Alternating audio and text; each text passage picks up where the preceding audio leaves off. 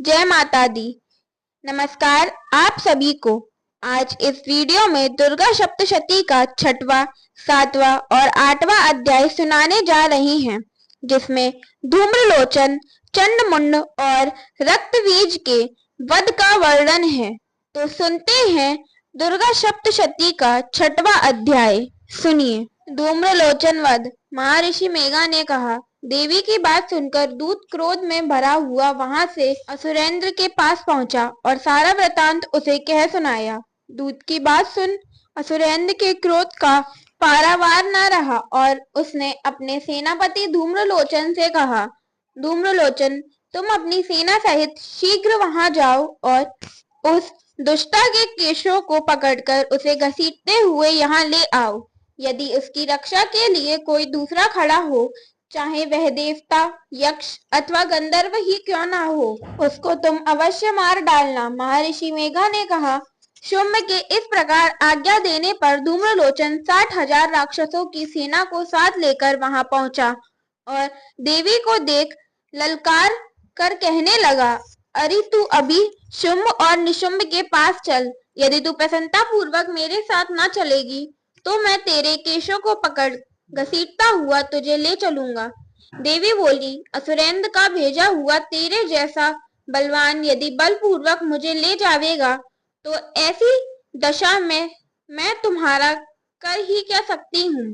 महर्षि मेघा ने कहा। ऐसा कहने पर धूम्रलोचन उसकी ओर लपका, किंतु देवी ने उसे अपनी हुकार से भस्म कर डाला। यह देखकर असुर सेना क्रुद्ध होकर देवी की ओर बढ़ी, परंतु अंबिका ने उन पर तीखे बाणों, शक्तियों तथा फरसों की वर्षा आरंभ कर दी। इतने में ही देवी का वाहन भी अपनी ग्रीवा के बालों को झटकाता हुआ और बड़ा भारी शब्द करता हुआ असुर सेना पे कूद पड़ा। उसने कई असुर अपने पंजों से, कई अपने जबड़ों से और कईयों को धरती पर पटककर अपनी दाढ़ों से घायल करके मार डाला।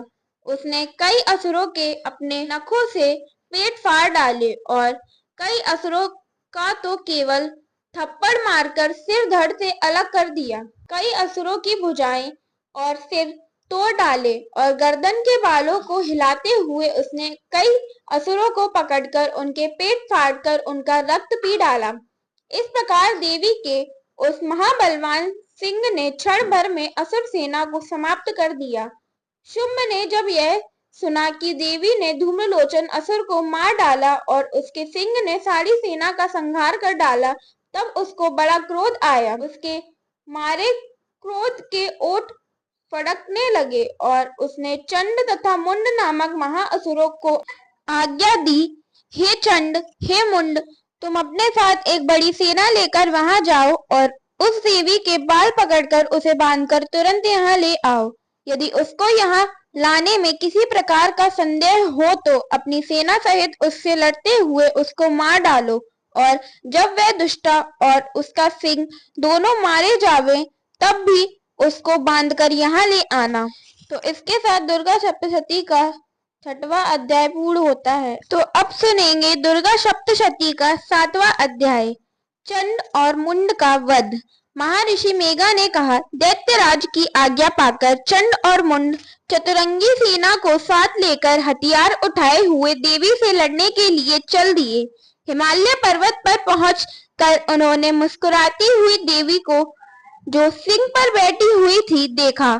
जब असुर उनको पकड़ने के लिए तलवारें लेकर उनकी ओर बढ़े तब अंबिका को उन पर बड़ा क्रोध आया और मारे क्रोध के उनका मुख काला पड़ गया और उनकी बुकटियां चढ़ गईं।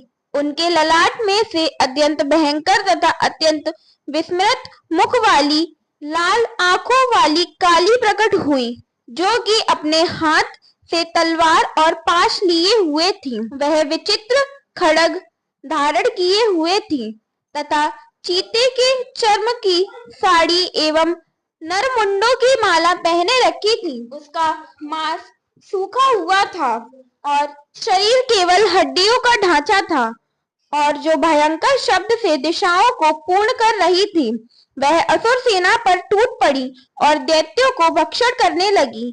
वह पार्श्व रक्षकों, अंकुशधारी महावतों, हाथियों पर सवार योद्धाओं और घंटा सहित हाथियों को एक हाथ से पकड़कर अपने मुंह में डाल रही थी और इसी प्रकार वह घोड़े, रथों, सारथियों व रथों में बैठे हुए सैनिकों को मुंह में डालकर भयानक रूप में चबा रही थी।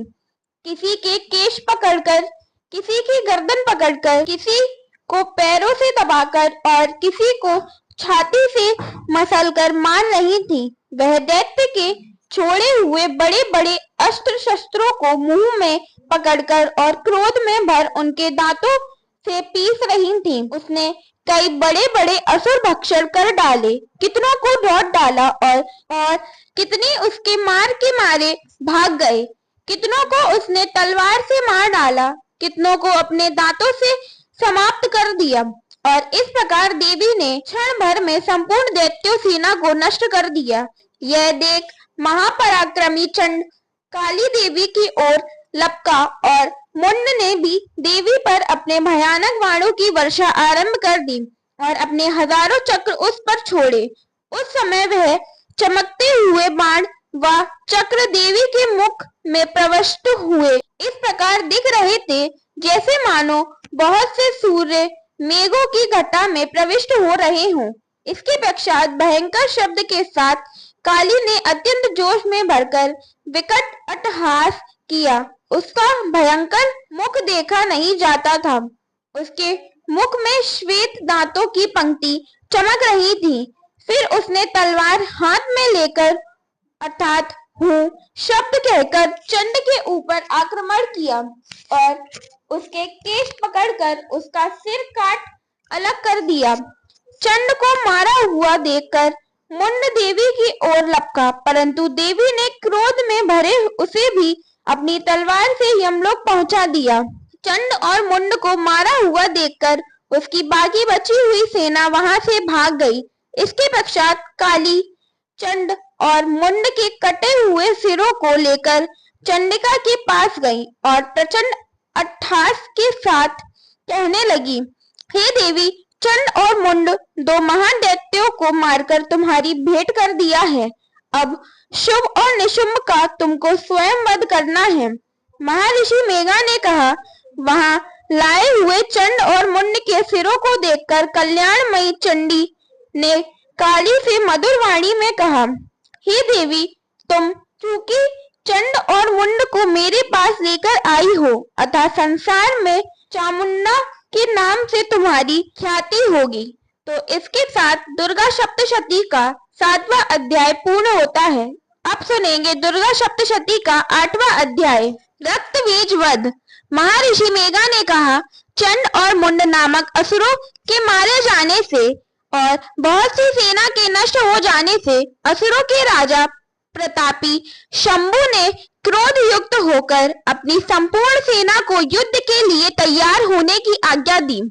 उसने कहा, अब उदयुद्ध नामक 86 असुर सेनापति अपनी सेनाओं के साथ युद्ध के लिए जाएं और कंबु नामक 84 सेनापति भी युद्ध के लिए जाएं और कोटिवीर्य नामक 50 सेनापति और धौम्र कुल नाम के 100 सेनापति प्रस्थान करें। कालक, दोहद, मौर्य और काल के यह दैत्य भी मेरी आज्ञा से सजकर युद्ध के लिए कूच करें।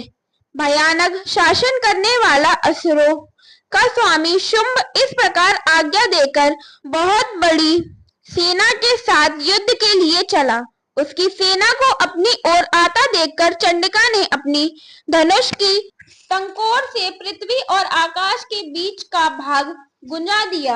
हे राजन, इसके पश्चात देवी के सिंह ने दहाड़ना आरंभ कर दिया और अंबिका के घंटे के शब्दों ने उस ध्वनि को और भी बढ़ा दिया। धनुष की टंकोर, शेर की दहाड़ और घंटों के शब्द से पृथ्वी और आकाश के बीच का भाग गूंज उठा और इसके साथ ही देवी ने अपने मुख को और भी भयानक बना लिया। ऐसे भयंकर शब्द को सुनकर राक्षसी सेना ने देवी तथा सिंह को चारों ओर से घेर लिया। हे राजन, उस समय दैत्यों के नाश के लिए और देवताओं के हित के लिए ब्रह्मा, शिव, कार्तिकेय, विष्णु तथा इंद्र आदि देवों की शक्तियां जो अत्यंत पराक्रम और बल से संपन्न थी, उनके शरीर से निकलकर उसी रूप में चंडिका देवी के पास गई। जिस देवता का जैसा रूप था, जैसे आभूषण थे और जैसा वाहन था, वैसा ही रूप, आभूषण और वाहन लेकर उन देवताओं की शक्तियां दैत्यों से युद्ध करने के लिए आई। हंस युक्त विमान में बैठकर और रुद्राक्ष की माला तथा कमंडलू धारण करके ब्रह्मा जी की शक्ति आई। वृषभ पर सवार होकर, हाथ में त्रिशूल लेकर, महानाग का कंगन पहनकर और चंद्ररेखा से भूषित होकर भगवान शंकर की शक्ति महेश्वरी आई और मोर पर आरूढ़ होकर हाथ में शक्ति लिए दैत्यों से युद्ध करने के लिए कार्तिकेय जी की शक्ति उन्हीं का रूप धारण करके आई। भगवान विष्णु की शक्ति गरुड़ पर सवार होकर शंख, चक्र, सारंग, गदा, धनुष तथा खंग हाथ में लिए हुए आई। श्री हरि की शक्ति बारह का शरीर धारण करके आई और नरसिंह के समान शरीर धारण करके उनकी शक्ति नरसिंगी भी आई। उसकी गर्दन के झटकों से आकाश के तारे टूट पड़े थे और इसी प्रकार देवराज इंद्र की शक्ति ऐन्द्री भी ऐरावत के ऊपर सवार होकर आई। पश्चात इन देव शक्तियों से घिरे हुए भगवान शंकर ने चंडिका से कहा, मेरी प्रसन्नता के लिए तुम शीघ्र ही इन असुरों को मारो। इसके पश्चात देवी के शरीर में से अत्यंत उग्र रूप वाली और सैकड़ों गिद्धड़ियों के समान आवाज करने वाली चंडिका शक्ति प्रकट हुई। उस अपराजिता देवी ने धूमिल जटा वाले भगवान श्री शंकर जी से कहा, हे प्रभु, आप मेरी ओर से दूत बनकर शुंभ और निशुंभ के पास जाइए और उन अत्यंत गर्विले दैत्यों से कहिए तथा उनके अतिरिक्त और भी जो दैत्य वहां युद्ध के लिए उपस्थित हो, उनसे भी कहिए, जो तुम्हें अपने जीवित रहने की इच्छा हो तो त्रिलोकी का राज्य इंद्र को दे दो। देवताओं को उनका यज्ञ भाग मिलना आरंभ हो जाए और तुम पाताल को लौट जाओ, किंतु यदि बल के गर्व से तुम्हारी लड़ने की इच्छा हो तो फिर आ जाओ। तुम्हारे मांस से मेरी योगिनियां तृप्त होंगी। चूंकि उस देवी ने भगवान शंकर को दूत के कार्य में नियुक्त किया था, इसलिए वह संसार में शिवदूती के नाम से विख्यात हुई। भगवान शंकर से देवी का संदेश पाकर उन दैत्यों के क्रोध का कोई आर पार न रहा और वह जिस स्थान पर देवी विराजमान थी वहां पहुंचे और जाने के साथ ही उस पर बाणों और शक्तियों की वर्षा करने लगे। देवी ने उनके फेंके हुए बाणों, शक्तियों, त्रिशूल और फरसों को अपने बाणों से काट डाला और काली देवी उस देवी के साथ आगे खड़ी होकर शत्रुओं को त्रिशूल से विदीर्ण करने लगी और खटवांग से कुचलने लगी। ब्राह्मणी जिस तरफ दौड़ती थी, उसी तरफ अपने कमंडल का जल छिड़क कर दैत्यों की वीर्य व बल को नष्ट कर देती थी और इसी प्रकार महेश्वरी त्रिशूल से, वैष्णवी चक्र से और अत्यंत कोप वाली कुमारी शक्ति द्वारा असुरों को मार रही थी और ऐन्द्री के बाजू के प्रहार से सैकड़ों दैत्य रक्त की नदियां बहाते हुए पृथ्वी पर सो गए। वाराही ने कितने ही राक्षसों को अपनी थूथन द्वारा मृत्यु के घाट उतार दिया। दाढ़ों के अग्रभाग से कितने ही राक्षसों की छाती को चीर डाला और चक्र की चोट से कितनों ही को विदीर्ण करके धरती पर डाल दिया।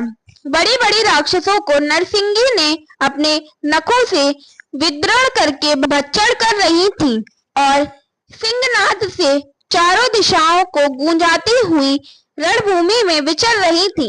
शिवदूती के प्रचंड अट्टहास से कितने ही दैत्य भयभीत होकर पृथ्वी पर गिर पड़े और उनके गिरते ही वह उनको भक्षण कर गई। इस तरह क्रोध में भरे हुए मार्तगणों द्वारा नाना प्रकार के उपायों से बड़े बड़े असुरों को मारते हुए देखकर राक्षसी सेना भाग खड़ी हुई और उनको इस प्रकार भागता देखकर रक्तबीज नामक महापराक्रमी राक्षस क्रोध में भरकर युद्ध के लिए आगे बढ़ा। उसके शरीर से रक्त की बूंदें पृथ्वी पर जैसे ही गिरती थी, तुरंत वैसे ही शरीर वाला तथा वैसा ही बलवान दैत्य पृथ्वी से उत्पन्न हो जाता। रक्तबीज गदा हाथ में लेकर ऐन्द्री के साथ युद्ध करने लगा। जब ऐन्द्री शक्ति ने अपने वज्र से उसको मारा तो घायल होने के कारण उसके शरीर से बहुत सा रक्त बहने लगा और उसकी प्रत्येक बूंद से उसके समान ही बलवान तथा महापराक्रमी उन अनेकों दैत्य भयंकर रूप से प्रकट हो गए। वह सबके सब दैत्य बीज के समान ही बलवान तेज वाले थे। वह भी भयंकर अस्त्र शस्त्र लेकर देवियों के साथ लड़ने लगे। जब ऐन्द्री के वज्र प्रहार से उसके मस्तक पर चोट लगी और रक्त बहने लगा तो उसमें से हजारों ही पुरुष उत्पन्न हो गए। वैष्णवी के चक्र से और ऐन्द्री ने गदा से रक्तबीज को चोट पहुंचाई और वैष्णवी के चक्र से घायल होने पर उसके शरीर से जो रक्त बहा उससे हजारों महाअसुर उत्पन्न हुए, जिनके द्वारा यह संपूर्ण जगत व्याप्त हो गया। कुमारी ने शक्ति से, वाराही ने खड़ंग से और महेश्वरी ने त्रिशूल से उसको घायल किया। इस प्रकार क्रोध में भरकर उस महादैत्य ने सब मार्द शक्तियों को पृथक पृथक गदा से प्रहार किया और माताओं ने शक्ति तथा शूल इत्यादि से उसको जो बार बार घायल किया, उससे सैकड़ों महादैत्य उत्पन्न हुए और इस प्रकार उस रक्तबीज ने रुधिर से उत्पन्न हुए असुरों से संपूर्ण जगत व्याप्त हो गया, जिससे देवताओं को भय हुआ। देवताओं को भयभीत देखकर चंडिका ने काली से कहा, हे चामुंडे, अपने मुख को बड़ा करो और मेरे शस्त्रघात से उत्पन्न हुए रक्त बिंदुओं तथा रक्त बिंदुओं से उत्पन्न हुए महाअसुरों को तुम अपने इस मुख में भक्षण करती जाओ। इस प्रकार रक्त बूंदों से उत्पन्न हुए महाअसुरों को तुम अपने इस मुख में भक्षण करती जाओ। इस प्रकार रक्त बिंदुओं से उत्पन्न हुए महादैत्यों को भक्षण करती हुई तुम रणभूमि में विचरो। इस प्रकार रक्त क्षीण होने से यह दैत्य नष्ट हो जाएंगे। तुम्हारे भक्षण करने के कारण अन्य दैत्य उत्पन्न नहीं होंगे। काली से इस प्रकार कहकर चंडिका देवी ने रक्त बीज पर अपने त्रिशूल से प्रहार किया और काली देवी ने अपने मुख से उसका रक्त ले लिया। तब उसने गदा से चंडिका पर प्रहार किया। प्रहार से चंडिका को तनिक भी कष्ट ना हुआ, किंतु रक्त बीज के शरीर से बहुत सा रक्त बहने लगा। लेकिन उसके गिरने के साथ ही काली ने उसको अपने मुख में ले लिया। काली के मुख में उस रक्त से जो असुर उत्पन्न हुए उनको उसने भक्षण कर लिया और रक्त को पीती हुई तदअंतर देवी ने रक्त बीज को, जिसका कि खून काली ने पिया था, चंडिका ने उस दैत्य को वज्र, बाण और खड़ग तथा सृष्टि इत्यादि से मार डाला। हे राजन, अनेक प्रकार के शस्त्रों से मारा हुआ और खून से वंचित हुआ महादैत्य रक्त बीज पृथ्वी पर गिर पड़ा।